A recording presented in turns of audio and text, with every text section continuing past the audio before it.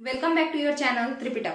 तो अब हम लोग शुरू करने जा रहे हैं आपका बिहार दरोगा। आपको पता होगा कि प्रीलिम्स का रिजल्ट आ गया है, तो मेंस से रिलेटेड टॉपिक हम लोग डिस्कस करना शुरू करते हैं। देखिए, इसमें बड़े बड़े टीचर्स कह रहे हैं कि जो है 2 महीना का टाइम मिलेगा। कुछ लोगों से बात हुआ तो कुछ कह रहे हैं कि नहीं 20 से 30 दिन में एग्जाम हो जाएगा। तो उतना तो हमको नहीं पता है, बट हम जहां तक, क्योंकि हम खुद पीटी निकाले हैं तो हमको पता है ये प्री जो है उसमें हुआ। तो इससे हम जब एग्जाम देने गए बिहार दरोगा का, ये मेरा पहला बार था, तो हम ये देखे कि उसमें ज्यादातर जो क्वेश्चन है लूसेंट बेस्ड क्वेश्चन था। मतलब आप समझ जाइए तो फैक्ट बेस्ड क्वेश्चन ज्यादा पूछा था, और इस वजह से हमको ऐसा लगा कि लूसेंट बेस्ड क्वेश्चन जो है वो ज्यादा है। तो हम लोग एक प्रॉपर तरीके से लूसेंट को कवर करने का कोशिश करेंगे। देखिए कितना कवर कर पाते हैं, ठीक है। तो यहाँ पे हम लोग शुरू करते हैं। देखिएगा, ये आपका लूसेंट का जो पेज नंबर 1 है, वहां से हम स्टार्ट किए हैं इसको। तो अब हम लोग शुरू करते हैं। देखिए, ये मेंस में काफी इंपॉर्टेंट रहेगा, बिहार दरोगा मेंस में, और बीएसएससी इंटर लेवल वाला जो एग्जाम होता है उसमें भी ये काफी अच्छा इंपॉर्टेंट रोल प्ले करेगा, ठीक है। तो चलिए शुरू करते हैं। देखिएगा, भारतीय उपमहाद्वीप क्या है, इस वाले समझ लीजिए तो कम से कम एक पैराग्राफ का जो है यहाँ पे हम डिस्कशन करने जा रहे हैं, ठीक है। क्योंकि देखिए, वीडियो तो जो लंबा बनेगा वो छोटा बनेगा वो तो अलग बात है। ये ब्लैक बोर्ड जो है, व्हाइट बोर्ड जो है, तो इस पे कोई बहुत ज्यादा अटता भी नहीं है। तो हम कोशिश करेंगे कि छोटा छोटा बहुत सारा वीडियो बना करके हम डाल दें। चलिए, और ये पूरा फ्री ऑफ कॉस्ट ही रहेगा, इसमें ऐसा कुछ नहीं है कि बाद में जो है इस पे चार्ज ये सब करने का जरूरत पड़ेगा। चलिए देखते हैं। अगर किसी को पसंद आए तो आप लोग इस तरीके के वीडियो को जो है, अगर ये मोड पसंद आए तो आप लोग लाइक कर दीजिएगा। चलिए स्टार्ट करते हैं। देखिए, भारतीय उपमहाद्वीप क्या होता है, इसके बारे में हम लोग बहुत बार बात कर चुके हैं और फिर से बात कर रहे हैं, क्योंकि मेंस के लिए ये जो है दरोगा मेंस का एक स्पेशल तरीके का हम लोग जो है यहाँ पे स्टार्ट ले रहे हैं। तो देखिए, उपमहाद्वीप क्या होता है, तो इसको समझिए। जब किसी भी क्षेत्र का, जब किसी बड़े महाद्वीप का, ये मान के चलिए ये एक बहुत बड़ा सा महाद्वीप है, यहाँ देखिए एक बहुत बड़ा सा महाद्वीप है। इस महाद्वीप का नाम है, मान के चलिए, एशिया, ठीक है। इस महाद्वीप का नाम क्या है, एशिया, ठीक है। और इसमें एक इतना छोटा सा एरिया है, इतना छोटा सा, ये कह लीजिए इतना बड़ा एरिया है, ठीक है। तो ये जो बड़ा एरिया है ये इसी का हिस्सा है कि किसी और का है, इसी का हिस्सा है, मगर इसके इस तरफ पहाड़ है, या फिर आप कहिए कि ये बड़ा एरिया जो है भगवान जी इसको चारों तरफ से घेर दिए हैं। इस बड़े एरिया को भगवान जी खुद से बाउंड्री बना के चारों तरफ से घेर दिए हैं। तो कैसे कैसे भगवान बाउंड्री बना सकते हैं, पहाड़ों से बाउंड्री बनवा सकते हैं कि भाई पहाड़ खड़े हो जाओ यहाँ पे तुम, है ना। या फिर समुद्र से बाउंड्री बनवा सकते हैं कि इधर पानी बहा दो, ठीक है। तो ये एरिया अपने ही महाद्वीप, अपने ही कंटिनेंट से काफी अलग हो गया है। और इसको अलग कौन किया है, इसको अलग खुद भगवान जी किए हैं। और कैसे किए हैं, प्राकृतिक जो है सीमा बना दिए हैं, है ना, खुद से बॉर्डर बना दिए हैं। बॉर्डर किस चीज का, पहाड़ों का बॉर्डर है, पानी से बॉर्डर बना दिए हैं, यानी समुद्र से बॉर्डर बना दिए हैं, है ना। क्योंकि नदी उतना बड़ा बॉर्डर बना ही नहीं सकता है, नदी इंसान पार आसानी से कर लेगा, बट समुद्र जो है उसको पार करना मुश्किल है। आज के डेट का बात नहीं है, हम इतिहास की बात कर रहे हैं। तो उस जमाने में तो लोग समुद्र वैसे भी पार नहीं करते थे, ठीक है। तो आते हैं, अब देखते हैं।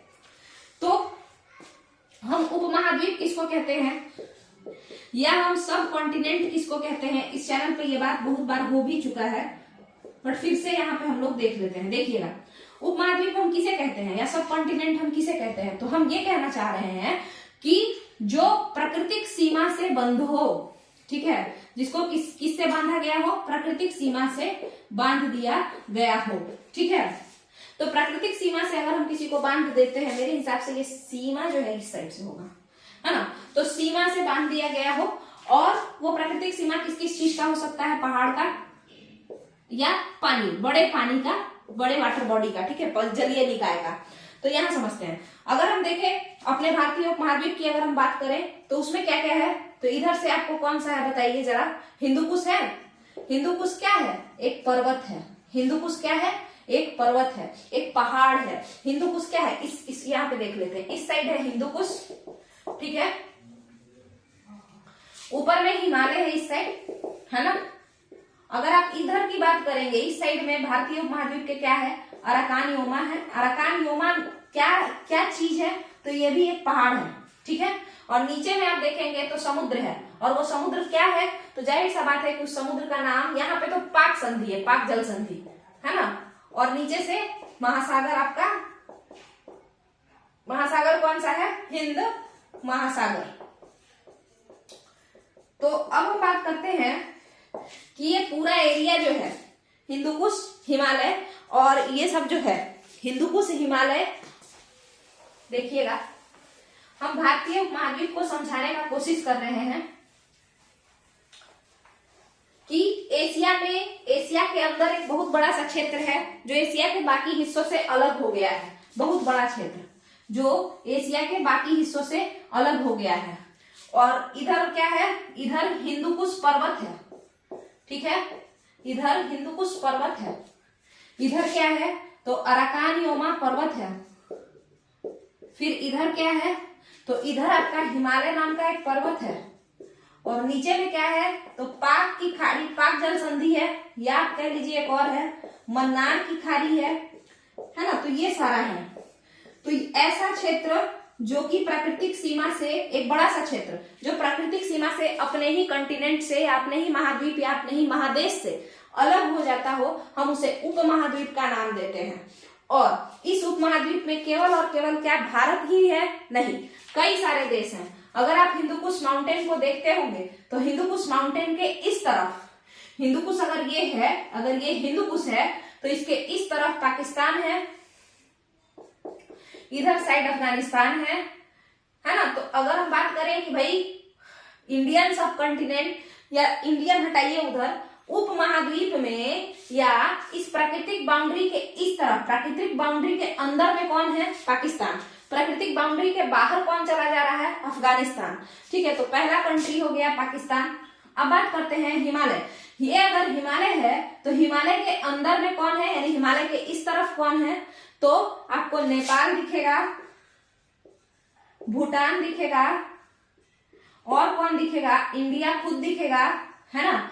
और उसके साथ साथ अगर हम बात करें, उसके साथ साथ अब हम आते हैं हिमालय के बाद, और हिमालय ये अगर हिमालय है ये हिस्सा, तो उसके उस तरफ में चाइना है, इधर साइड तो नेपाल, भूटान, भारत है ना। उसके अलावा बताइए अराकान योमा अगर ये पर्वत है तो इसके इस तरफ क्या है? म्यांमार है। मगर इधर साइड कौन है? तो ये लोग हैं, और साथ के साथ एक और है जिसका नाम है बांग्लादेश, है ना। बांग्लादेश इस तरफ है, अराकान योमा के इधर है, ठीक है। और अगर हम बात करें तो यहाँ पे श्रीलंका है। श्रीलंका जाहिर सा बात है कि पाक जल संधि के बाद है, श्रीलंका पाक जल संधि के बाद है, ठीक है। तो अब आप बताइए कि इस उपमहाद्वीप में एक ऐसा बड़ा क्षेत्र जिसको भगवान जी अलग कर दिए हैं, क्या बना करके? नेचुरल सीमा बना करके। क्या बना करके? नेचुरल सीमा बना करके अगर भगवान जी इसको अलग कर दिए हैं तो इसका मतलब क्या होता है? इसका मतलब ये होता है कि ये जो नेचुरल सीमा बनाने के वजह से ये एरिया जो अलग हुआ है, हम ऐसे एरिया को क्या कहते हैं?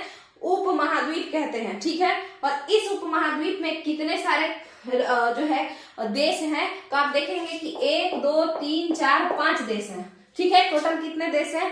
5 देश हैं। अब बात करते हैं कि इस उपमहाद्वीप में जो सबसे बड़ा कंट्री है उसका नाम भारत है, इंडिया है, ठीक है। तो इसी कारण से इस पूरे एरिया का नाम कलेक्टिवली क्या कह दिया जाता है? भारतीय उपमहाद्वीप। क्यों?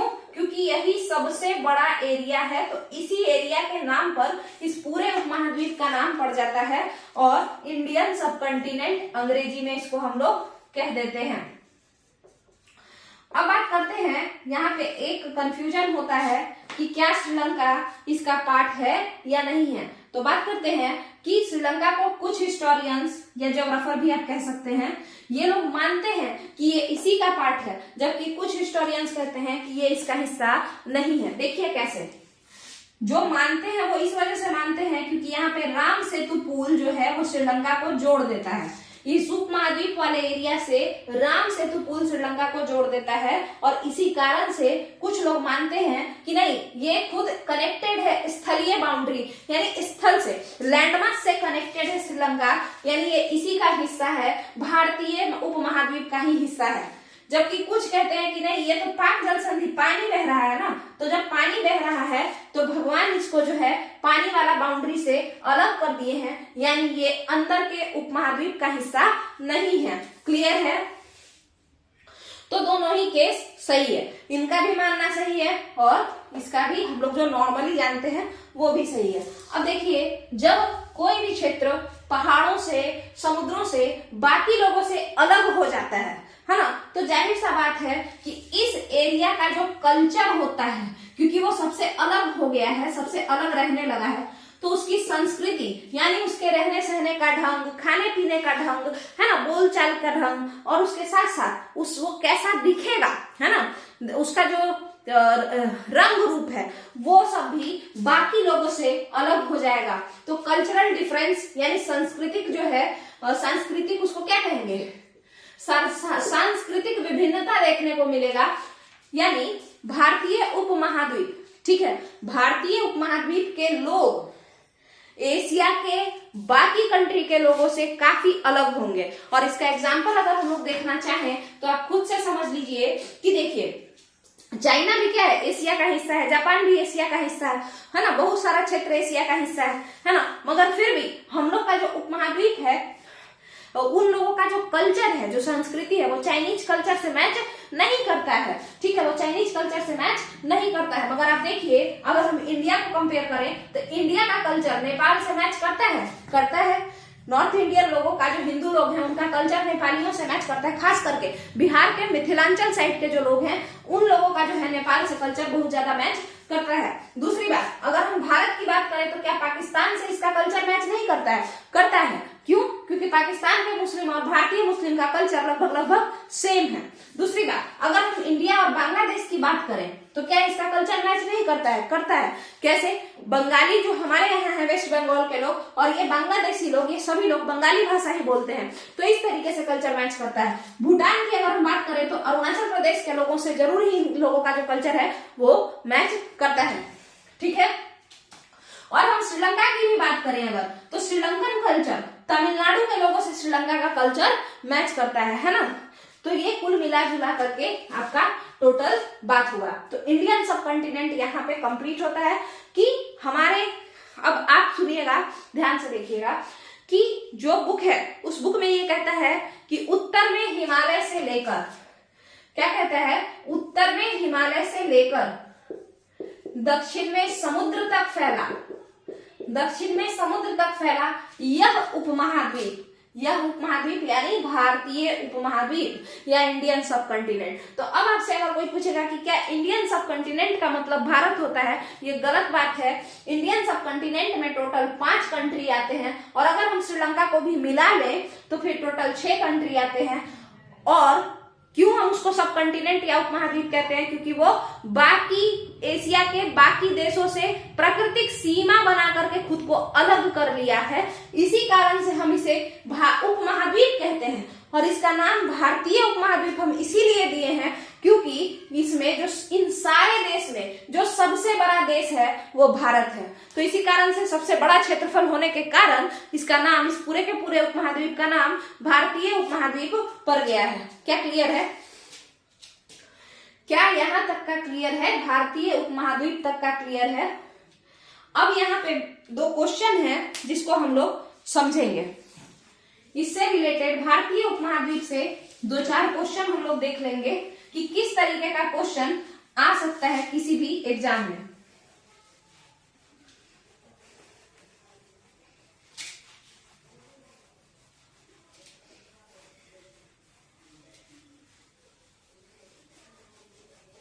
ये क्वेश्चन जो है 3 क्वेश्चन है, आप लोगों को लिख लेना है अपने अपने कॉपी में, उसका आंसर भी हम दे देंगे। देखिएगा, सबसे पहले जो अभी हम समझाए हैं उसके अकॉर्डिंग क्वेश्चन नंबर 1 ये है कि भारतीय उपमहाद्वीप क्या है। नहीं, लिखिएगा कि भारतीय उपमहाद्वीप में कितने राज्य हैं। पहला क्वेश्चन है, देश है, भारतीय उपमहाद्वीप में कितने देश हैं।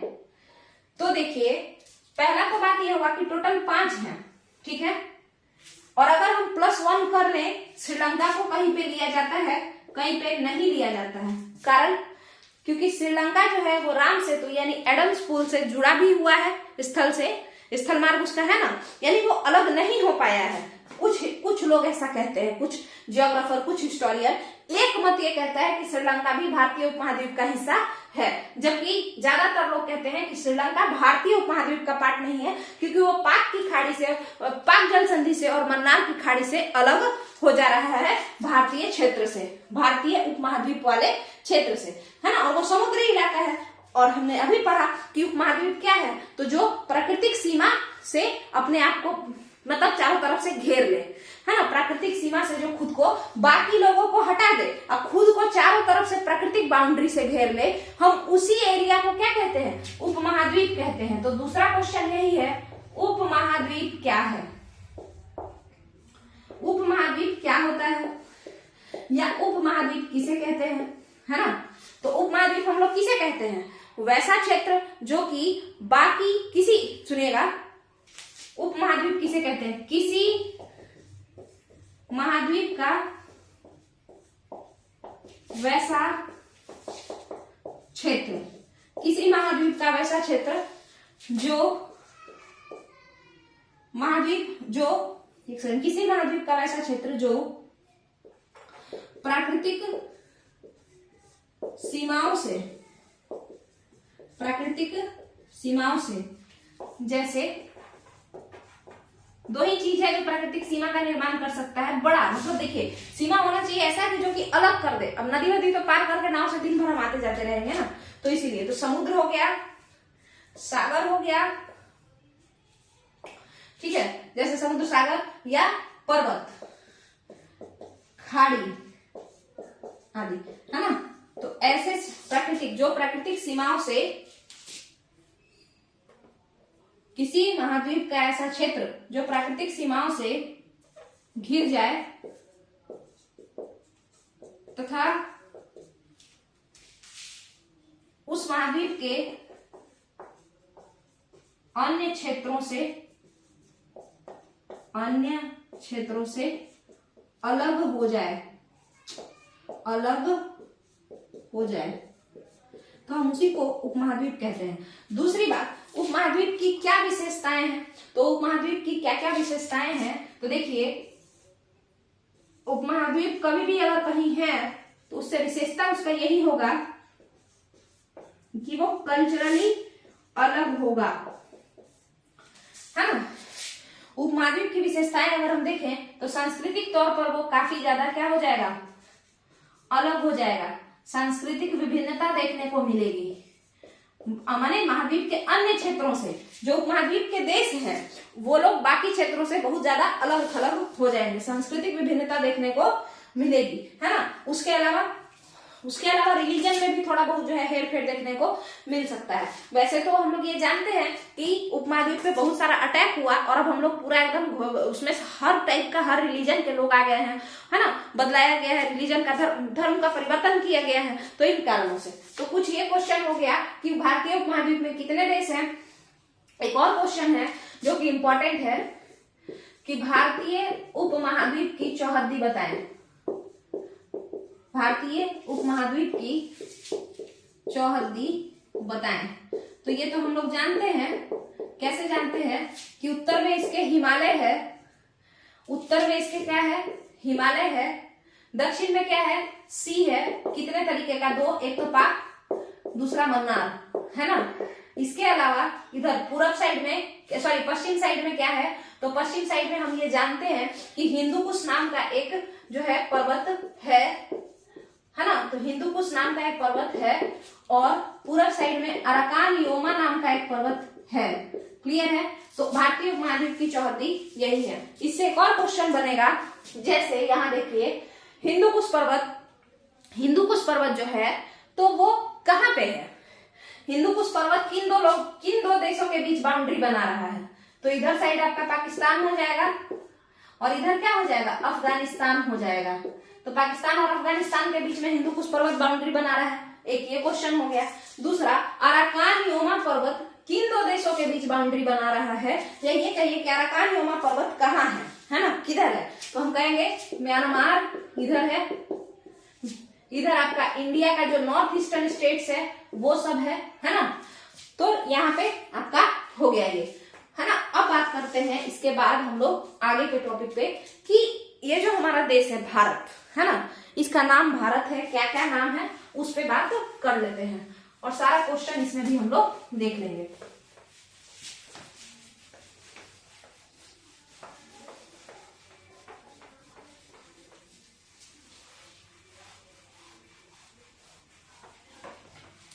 तो देखते हैं कि भारतवर्ष जिसके बारे में हम कह रहे हैं, देखिए अगर हम लोग ये बात करें कि इसका नाम क्या है, मतलब जो भारत है, आज जो हमारे देश का नाम है वो कैसे पड़ा, क्या पड़ा, तो देखिए भारतवर्ष नाम कैसे पड़ा, यही टॉपिक है और उसमें समझाया भी है, तो उसी का कहानी हम लोग समझ लेते हैं। देखिएगा कि भारतवर्ष जो है ना, एक कबीला हुआ करता था। कबीला क्या होता है? ट्राइब, मतलब आदिवासी लोग समझ लीजिए। आदिवासी लोग या कबीला को और अच्छे से समझिए तो वो एक ही खानदान के लोग होते थे, ठीक है।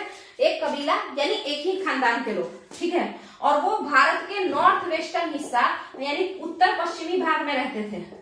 अब भारत का उत्तर पश्चिमी भाग मतलब पाकिस्तान का भी साइड होगा कि नहीं होगा, खैबर पास जो है, ये सब जो है उधर वाला हिस्सा, फिर आपके खुद के भारत का जो अभी प्रेजेंट इंडिया जो है, प्रेजेंट डे इंडिया का भी हिस्सा आप ले लीजिए, पंजाब और ये सब वाला, जम्मू कश्मीर, ये सब वाला जो क्षेत्र है वो हिस्सा, यानी भारत पाकिस्तान का बॉर्डर आप ले लीजिए। आज के डेट में जो इंडो पाक बॉर्डर है ना, ऊपर नॉर्दर्न साइड का, ठीक है, नॉर्दर्न साइड का जो बॉर्डर है इंडो पाक वाला, वो सब हिस्सा आप ले लीजिए। तो वहां पे यानी उत्तर पश्चिमी भारत में, कौन सा भारत? आज का भारत या जो पूरा अखंड भारत था वो वाला भारत। तो अखंड भारत के जमाने में उत्तर पश्चिमी भारत में एक कबीला रहा करता था, उस कबीले का नाम था भरत, ठीक है। उस कबीले का, किसी एक इंसान का नहीं। जैसे मान के चलिए एक एग्जांपल ले लेते हैं, एक पूरे जाति का नाम ब्राह्मण है ना, तो वो ब्राह्मण किसी एक इंसान का नाम नहीं है, ब्राह्मण पूरा एक कम्युनिटी है, जाति है, ठीक है। तो वैसे ही तो यहाँ पे अगर हम देखें तो उत्तर पश्चिमी क्षेत्र में एक कबीला रहा करता था, ग्रुप ऑफ पीपल रहते थे, उसका नाम था भरत, ठीक है। और ये जो भरत थे, इन्हीं के नाम पर ये कहाँ रह रहे थे, ये जिस भूमि पे रह रहे थे, ठीक है, ये जिस भूमि पे, जिस क्षेत्र पे ये रह रहे थे, उस क्षेत्र का नाम पड़ गया भारत वर्ष। भारतवर्ष यानी भरतों का देश, ठीक है। किसका देश? भरतों का देश। कौन हो गया? कबीलों का, ठीक है, तो उसका देश, ठीक है। तो ये हो गया आपका भारतवर्ष। अब पहली बात कि आज के डेट में जो इंडिया है, क्या वो केवल उत्तर पश्चिमी क्षेत्र ही है या पूरा का पूरा भारत बड़ा सा एरिया हो गया है? तो वो बहुत बड़ा एरिया हो गया है। मगर आपको पता है कि पहले भारत शब्द या भारतवर्ष शब्द केवल और केवल उत्तर पश्चिमी हिस्सा जो है, अखंड भारत का उत्तर पश्चिमी हिस्सा, उसी को बोला जाता था। मगर बाद में ये जो टर्म है ये पूरे भारत के लिए यूज होने लगा। तो इसका ओरिजिन ये है। दूसरी बात पूछ रहा है, भरत कौन थे? भरत एक कबीला थे, ग्रुप ऑफ पीपल थे, ये कोई एक इंसान नहीं था, ग्रुप ऑफ पीपल थे। भारतीय कौन है? देखिए ये जो भरत कबीला है ना, और ये जो भारतवर्ष है, भारतवर्ष क्या है? एक क्षेत्र है, एक एरिया है जहां पे वो कबीला रहता है और उसके वंशज रहते हैं। तो भारतीय कौन है? भारतीय भरत कबीला के जो परिवार थे या उसके आगे वाला जनरेशन थे, ये लोग, या इस भारतवर्ष में रहने वाले जितने भी लोग हैं, ठीक है, जितने भी लोग हैं वे सारे के सारे क्या हैं? भारतीय हैं। दूसरी बात हम बात करते हैं तो भाई पहला नाम जो हम भारत का देखें वो क्या था? पहला नाम जो हम लोग देख लिए हैं भारत का वो भारतवर्ष है। पहला नाम हम लोग क्या देख लिए? भारतवर्ष है या भारत, ठीक है, भारतवर्ष कहिए या भारत कहिए। अब ये बात हम लोग को कैसे पता चला कि इस क्षेत्र को भारतवर्ष कहा जाता था, है ना? ये बात हम लोगों को कैसे पता चला कि इस क्षेत्र को ही भारतवर्ष कहा जाता था?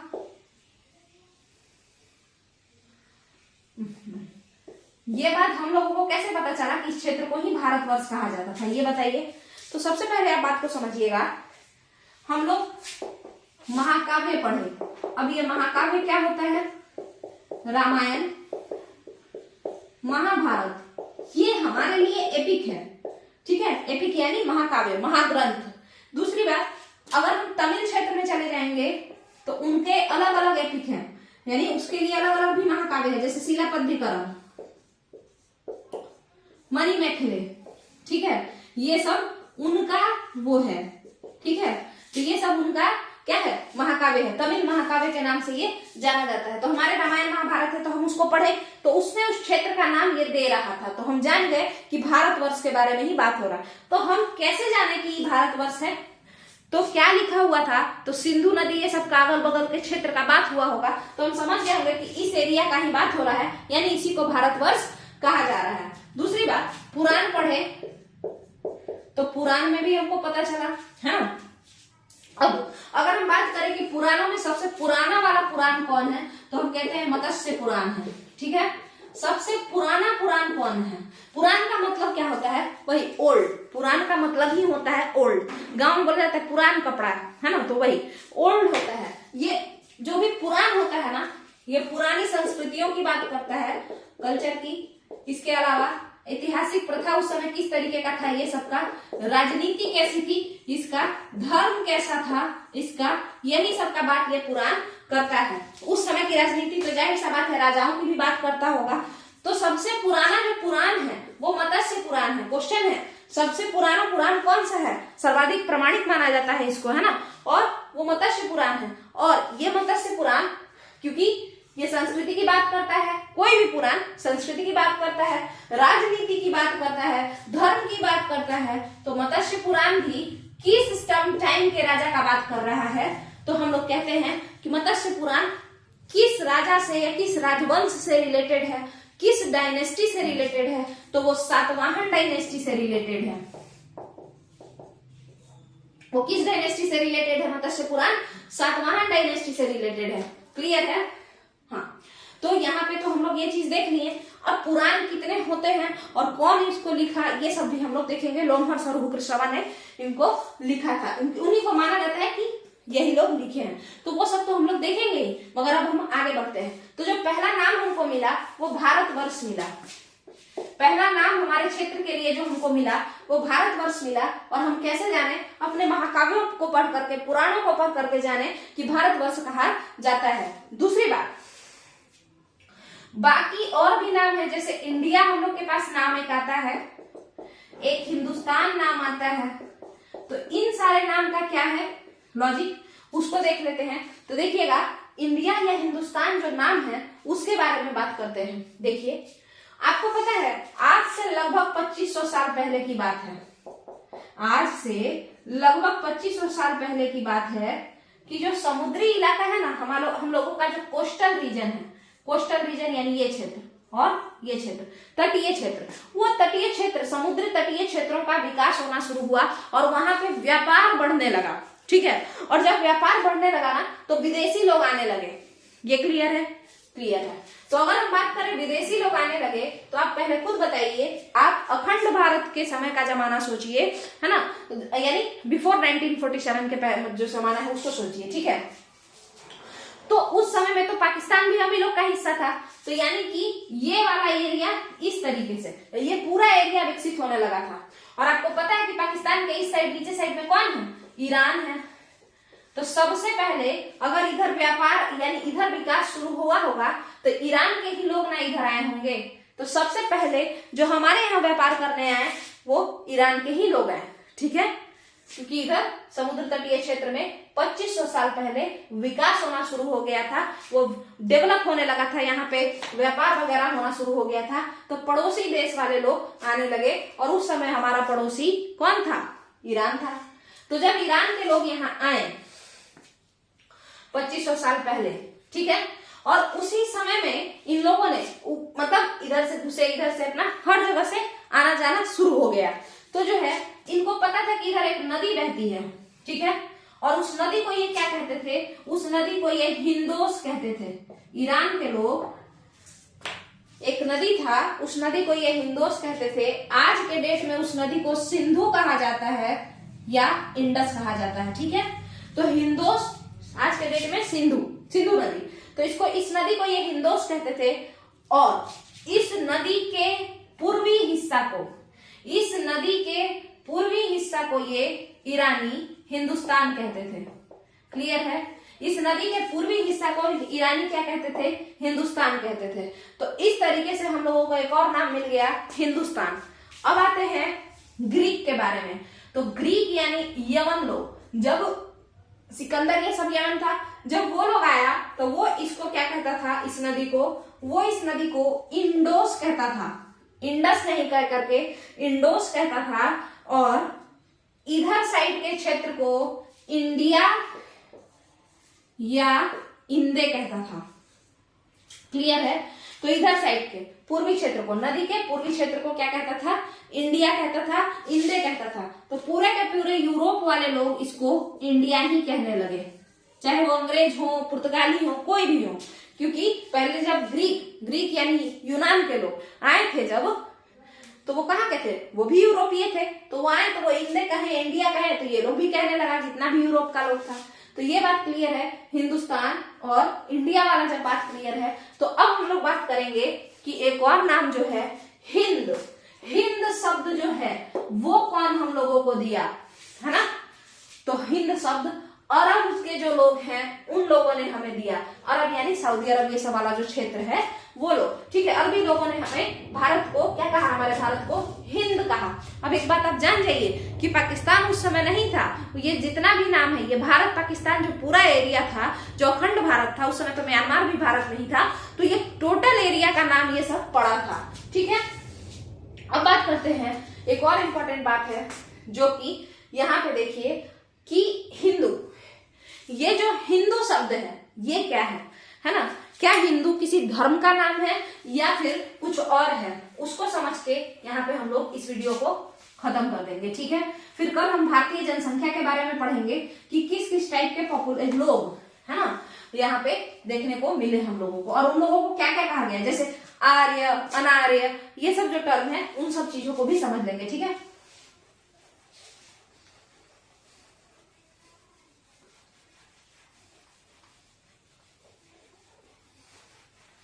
अच्छा, ये वाला जो वीडियो है एक और चीज में बड़ा इंपॉर्टेंट होगा। अगर आप लोग बीपीएससी का पेपर दिए होंगे, टीआरई वाला जो टीचर वाला है, उसमें भी लूसेंट बेस्ड क्वेश्चन बहुत आता है, तो उसमें भी ये काफी ज्यादा इंपॉर्टेंट रोल प्ले करेगा। हाँ, मगर अगर बीपीएससी मेन एग्जाम जो होता है सीसीई वाला, तो उसमें ये उतना ज्यादा क्वेश्चन यहाँ से नहीं आएगा, क्योंकि पहले आता था बट अब जो है पैटर्न चेंज कर दिया है, ठीक है। तो यहाँ पे देखते हैं ये जो हिंदू शब्द है, हिंदू शब्द जो है आपका, इसका क्या गेम है। तो देखिए हिंदू शब्द है, क्या वो किसी धर्म का नाम है या किसी खास जनसंख्या का नाम है, या आबादी कह लीजिए, किसी